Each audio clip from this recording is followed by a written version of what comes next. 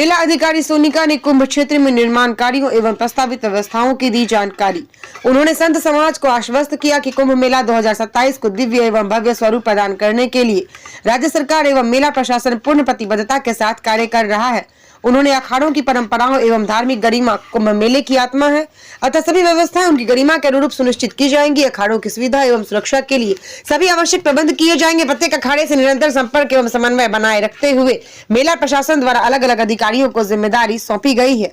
देखें star news trust के लिए उत्तराखंड के हरिद्वार से राजू सागर की ये रिपोर्ट। तो पहले आलोक शर्मा से भी बोलता था कि शायद चौकस रहना, घटना होने के बाद भी घटना में पहले पकड़ लेना, दोनों सही बोल रहा। हमने घटने की तो मेनली जो बिंदु थे जिसके बारे में आज ये बैठक बुलाई गई थी, एक तो हम लोग क्योंकि अब आगे जब जाएंगे तो लैंड अलॉटमेंट का है, फिर किस तरह से अमृत स्नान होने हैं, किस तरह से पेशवाइयाँ आनी है, उन सब पे पूरा डिस्कशन हुआ आज और काफी अच्छी बैठक रही और जितने भी सुझाव आए हमने ले लिए हैं और उसके आगे हम कर रहे हैं। मैडम, सभी अखाड़ों के प्रतिनिधियों का आमंत्रण यहाँ पर क्या होगा? आपके यहाँ पे कितने आज यहाँ पर पहुँचे, क्या बताया जा रहा है कि अन्य अखाड़े क्यों नहीं पहुँचे? अभी काफी अखाड़े आए हैं यहाँ पे, ज्यादातर सारे अखाड़ों को हमने सूचना भी दे दी थी, लेकिन कुछ लोग इस वजह से नहीं आ पाए क्योंकि होली का भी टाइम है और दूसरा कुछ लोग कहीं बाहर भी थे। जी तो मैडम, बेहतर होता उल्लास के बाद ये बैठक रख ली जाती? नहीं, क्योंकि हम लोगों को तो अब आगे बढ़ना ही था, तो हम लोगों ने पहले से सबसे बातचीत करके आगे उनसे बात हो गई है, आगे वो भी बैठक होगी।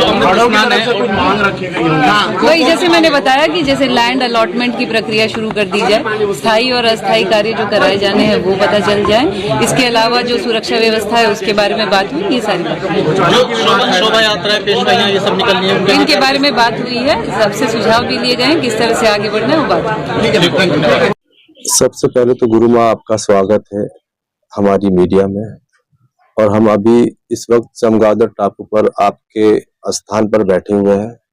गुरु माँ 2027 में कुंभ है, उसको लेकर के लगातार मीटिंगें जारी हैं। हरिगिरी महाराज जी भी आज हरिद्वार में ही हैं और विषय मीटिंग का है। आप इस पर कुछ प्रकाश डालें 2027 के कुंभ पर। जय श्री महाकाल। मैं भवानी माँ नागा सन्यासी जूना अखाड़े से, और ये मेरी कुटिया है किन्नर धाम। देखिए 2027 साधुओं का मेला है, साधुओं का निर्णय है और धर्म के लिए साधु हमेशा निकला है, और जो भी होगा धर्म के लिए होगा और अच्छा ही निर्णय होगा। अच्छा गुरु माँ, एक चीज और है, इससे पहले भी अर्ध कुंभ बहुत सारे आए हैं और कभी भी अर्ध कुंभ में महाकुंभ का रूप देकर के उसको नहीं मनाया गया। इसके पीछे की क्या खास वजह हो सकती है कि इस बार जो है 2027 में जो अर्ध कुंभ है उसे महाकुंभ के रूप में मनाया जा रहा है? देखिए बात सुनी है, सत्य सनातनियों का देश है, चला बहुत कुछ चला। हमारे योगी मोदी जी की सरकार, हमारे तुम्हारे धामी जी की सरकार है, सत्य सनातन की सरकार है।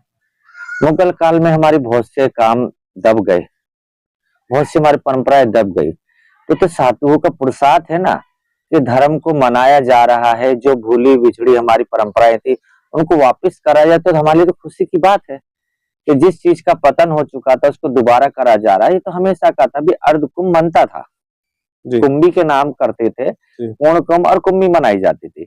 अब उसको भव्य कुंभ दिव्य कुंभ बना के कर रहे हैं, तो यातिकन धर्म का विकास हो रहा है, इसमें तो कोई चर्चा वाली बात ही नहीं होती। हमें तो और उल्लास से इसको मनाना चाहिए। ये भगवा चोला पहना है, इसमें आपके समाज से कितने लोग अभी इसके अंदर इन्वॉल्व हुए होंगे चोले को पहन के? देखिए तो मेरा समाज आपके समाज से अलग नहीं है जी, एक ही है।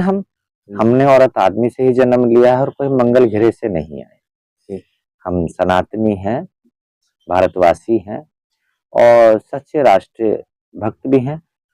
और धर्म जब हमको अधिकार मिला अपने वोट डालने का, तो फिर धर्म तो आपका किसी का बपोती तो है नहीं, तो हमें वापस इस धर्म की जरूरत थी, हम वापस आए। और मेरा तकरीबन सारे ही समाज धर्म को मानता है, तो सनातन धर्म है, सबके लिए है, तो हमारे लिए तो अलग नहीं था, तो हमारे लिए भी था। जो हमारी पहचान कभी खो गई थी वापस हमें मिली, और साधुओं का पुरुषार्थ और समाज का विश्वास ने हमें यहाँ तक पहुंचाया। किन्नर समाज को कोई संदेश है माता? किन्नर समाज का तो संदेश ये कि अपने समाज के लिए मांगता है, वो किसको क्या संदेश देगा। मैं तो समाज को संदेश देती हूँ, मैं तो समाज को संदेश देती हूँ कि आप सबका सम्मान कीजिए। युवा शक्ति के लिए? युवा शक्ति के लेके सनातन से जुड़िए, जितना आधुनिक मत बनिए कि अपनी परंपराएं भूल जाइए, प्रकृति का और नारी का और नदियों का ध्यान अच्छा गुरु माँ, क्योंकि हमें देश नहीं बचाना, हमें प्लेनेट बचाना है। बराबर, प्लेनेट बचेगा तो हमारा देश जरूर बच जाएगा। हम परंपराएं को धीरे धीरे खत्म कर रहे हैं और जैसे कि नई आधुनिक सुविधाओं को हम ले रहे हैं, तो मैं युवाओं से कहती हूँ कि धर्म को, शास्त्रों को भी ग्रहण कीजिए, क्योंकि हमारे शास्त्र और धर्म आज के नहीं है, हमारे बाप दादाओं ने पढ़ा और आने वाली पीढ़ी को हम जब तक नहीं लेंगे तो आगे धरोहर देंगे क्या। देखिए जी, बुराई पे विजय का त्योहार है ये, तो अपने अंदर की सब बुराइयों को जला के अच्छाइयों की विजय करे और सब खुश रहे, शांति रहे और धर्म के क्षेत्र में अपना योगदान। समाज है आपका, मंगलमुखी समाज में हिंदू भी है कि मुसलमान भी है। तो जैसे कि कुंभ का जो स्नान होता है उसमें सभी लोग मिलकर के स्नान करते हैं, किसी को कोई आपत्ति तो नहीं होती मुस्लिम समाज को कि हम लोग स्नान करने नहीं जाएंगे? वो आपके समाज में, आपके बीच तो रहते ही हैं। देखिए, हम तो पहली बात हम गुरु वाले हैं जी हिंदू मुसलमान औरत और आदमी का है जी, हम तो गुरु वाले हैं।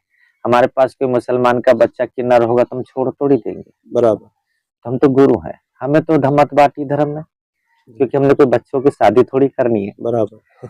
बस। अच्छा, और वो कुछ- बात कीजिए जो समाज में अच्छी लगे, गुरुओं को मत बांटिए, जी जी, धर्म संकट में मत घुसिए। जी, होली का पर्व है, देशवासियों को और हरिद्वार के लोगों निवासियों को एक होली के शब्द पर 2 बधाई के शब्द आप उनको दे दें। जय श्री महाकाल। देखिए, मैंने अभी भी यही बोला है, होली का पर्व बुराई पे अच्छाई की जीत है, ठीक है जी, बुरा कहने के बुरा क्या होता है, अपने विचारों की आहुति दे दीजिए और शुभ विचार मन में लाइए, सुख शांति मनाइए। गंगा जमुनी तहजीब का देश है, सनातनियों का देश है, सुख ही का कामना कीजिए और सुखी बात